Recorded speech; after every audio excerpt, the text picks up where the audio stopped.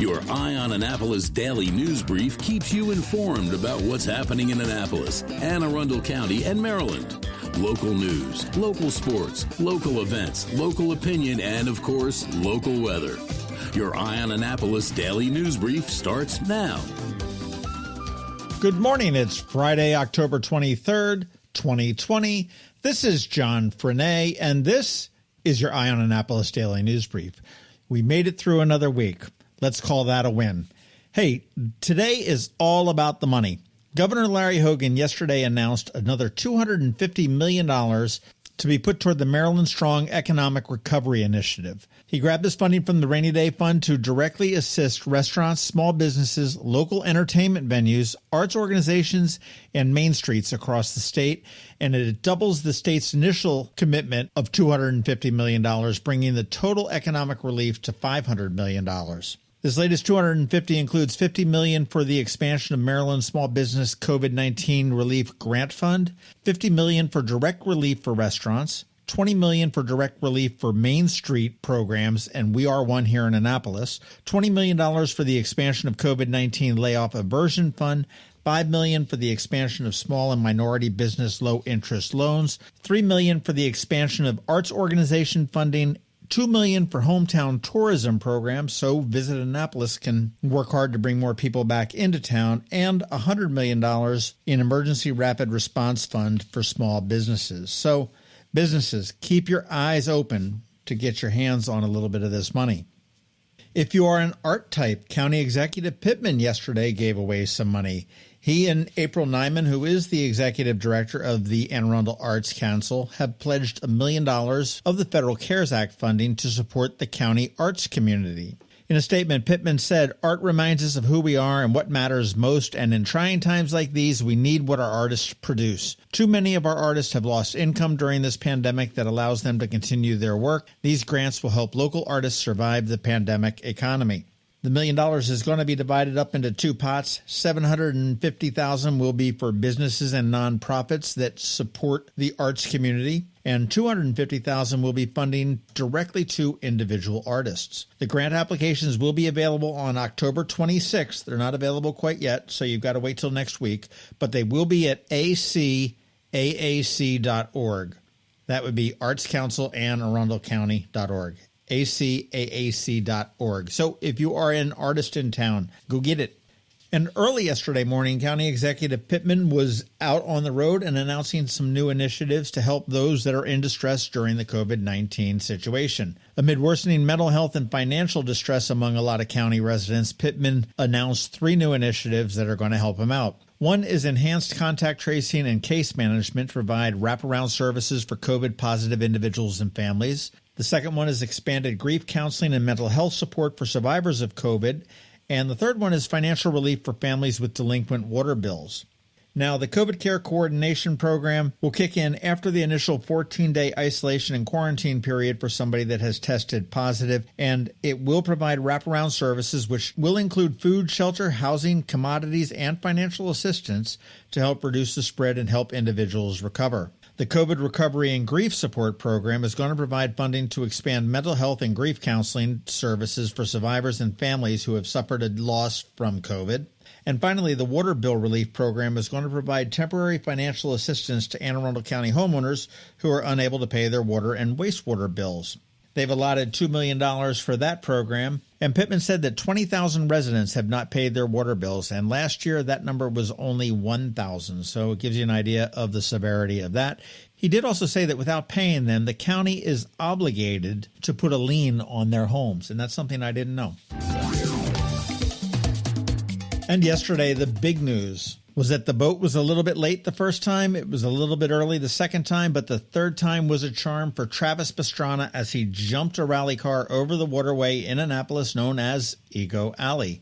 Several hundred people gathered down around Ego Alley to watch it. Crews had spent the past 3 days setting up the ramps at City Dock, and just at about 11, he came speeding down Newman Street, aside of the Fleet Reserve Club, up the ramp over Ego Alley as a Hoonigan's boat passed underneath him and successfully landed on the ramp on the other side on City Dock. That's done as part of the production for an upcoming Gymkhana video. And Pastrana, as everybody knows, is an Annapolis native who was homeschooled. He used to live in Davidsonville prior to moving up to Severna Park with his family. However, the big winner out of yesterday was Mayor Buckley, who had an epic picture taken of him with the car directly over his head. You want to go to eyeonannapolis.net, check out our story on Travis Pastrana, and check out that awesome picture of our very own Mayor Gavin Buckley with Pastrana midair right over his head. All right, that does wrap it up for the news today. Please make sure you're checking out eyeonannapolis.net for updates to these stories and more throughout the day. If you are someplace you can leave us a rating or a review, please do that. And make sure all your friends, family, and colleagues know how to get a hold of us and subscribe. It is Friday, so we do have a list of things you may want to consider doing this weekend. As we have every day, we have George Young standing by with your local DCMDVA weather forecast. All of that's going to come up in just 1 minute, but first we have a brand new message from Rick Peters from Solar Energy Services. Hello, energy consumers. This is Rick Peters, president of Solar Energy Services, with your Clean Energy Minute. Does your home experience power outages? Or maybe you're concerned about energy resilience in general? If so, that's another great reason to consider clean, quiet solar-powered energy with battery backup. You may have heard residential solar adoption has rapidly increased during the pandemic for multiple reasons, and many homeowners like yourself are adding battery backup and electric vehicle charging to their solar projects. And with Maryland's residential energy storage income tax credit, along with the federal tax credit for batteries when paired with solar, the economics are quite compelling, and that secure feeling is even better. So whether you're looking for clean energy, energy resilience, or overall peace of mind with solar energy, we can help. To schedule a free solar design, call us today at 410-923-6090 or on the web at solarsaves.net. But hurry, sunshine's a-wasting. Sunshine, sunshine, nothing else can make me feel so fine. When you live near Annapolis, you know how fickle the weather can be. So you need a truly local forecast that's accurate and reliable. Forecast right here in Annapolis. DCMDVA weather is not just for today, but for the rest of the week and the weekend too. Now here's George Young of DCMDVA weather with the weather outlook for today and beyond. Hey everyone, this is George with DCMDVA weather, and this is your Eye on Annapolis forecast for Friday, October 23rd. Yesterday brought a third straight day of AM fog and clouds with PM sunshine and warmer temps, and today will likely be the fourth in a row with temps again into the 70s in the afternoon hours after a gray start. From there, Saturday should bring another nice day to the Annapolis region with tons of sun and temps again in the 70s for afternoon highs, before clouds then roll in late as a cold front approaches from the west, which will drop temps on Sunday into the mid-50s to low 60s for highs with mostly cloudy skies and even a stray shower possible. Looking ahead to next week, Monday looks like a nice rebound day, with mixed skies and temps back near 70 for highs, before another frontal boundary brings a chance of showers to the region Tuesday and Wednesday, with temps in the mid-60s to maybe even lower 70s in spots for highs. Okay, that's it for today. This is George Young of DCMDVA weather. Make it a great weekend out there. Stay healthy and be safe. Be sure to get our free app on all of your devices by searching DCMDVA weather in the Apple or Google App Store. And also follow us on Facebook and Twitter. Use our website each day at DCMDVAweather.com so you can always stay weather informed.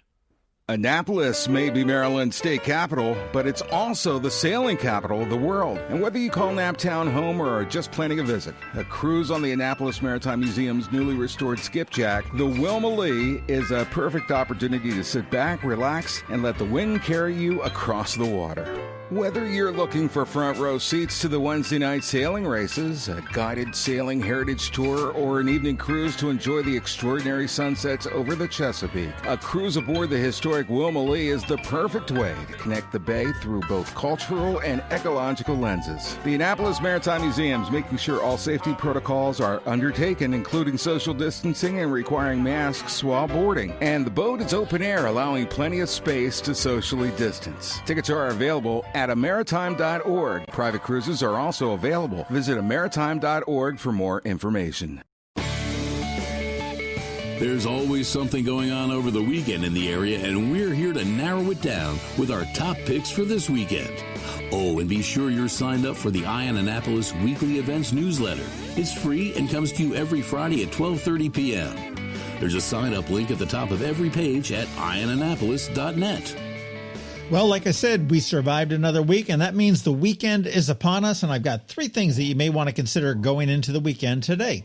Starting tonight, Ballet Theater of Maryland is next up on Maryland Hall's Front Steps concert. They will debut their version of Dracula tonight at 6:30 p.m. Tickets are available at balletmaryland.org. They are limited to 100 guests, and I was there for a film the other week, and it's really kind of a very cool place to see any kind of an arts production there, right on the front steps of Maryland Hall. Fantastic backdrop, and the weather does look pretty decent.